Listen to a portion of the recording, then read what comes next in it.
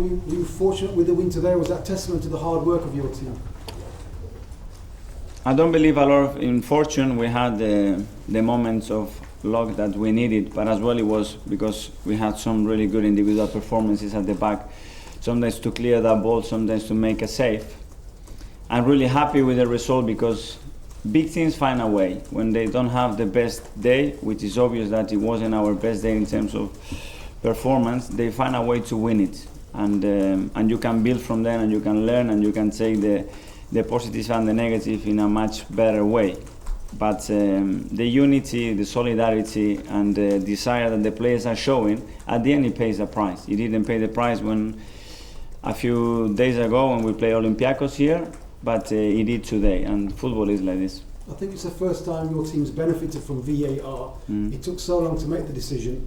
When the goal was given, you turned to your watch, you looked at your watch. What was going through your mind? Well, when the goal was disallowed, I thought, okay, that's fine. Then my staff came from the bench and said, it's a goal. But then it dragged for 2 minutes, maybe 3 minutes, I don't know how long, and then I wasn't very positive about the outcome. So I'm very pleased with the VAR tonight. It seemed once again in the first half, you seem to be struggling to get up to top gear in the first half. It's a constant theme of your team so far. Well, we had moments, obviously, in the first half when teams are so compact, defend with that deep block, and we gave a lot of simple balls away in dangerous areas where we allowed the opposition to generate transition moments, which they are good at. And after that, it was a free kick, and after that, it was a corner. So we struggled a little bit to find our flow, and when we did it a little bit in the final sets, I think we lacked the final pass, the right pass, and as well the desire to be more aggressive and finish more actions in the final set. Mikel, you're not unbeaten in the Premier League this year. 3 wins out of the last 5 with 2 draws in the Premier League. Is your side turning the corner? Well, it's turning the corner in terms of results, a little bit in terms of the things that I want to see from my team. But they were telling me now about that I turned the ship around. That ship still has to turn a few times more to see what we want to see. But it's part of the process. It doesn't happen overnight. There's a lot of positive that we can take from these 2 or 8 or 9 weeks that we've been here. But it will be down to the performances that we put in, and it will be related to the results. Can you tell us about Lacazette and his entrance, and why didn't he start in the beginning? Well, I have 2 strikers at the moment that they're making life difficult for me, but at the same time is very good. They are both scoring.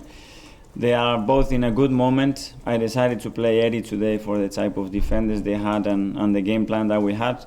But knowing that Laka always, if we needed that goal in the final moments, he was ready to do that. And I saw it straight away. The moment I was talking with him, giving me instructions on the touchline, he was alert, he was focused, and I could see in his face that he was really determined to come out there and score the goal like he did.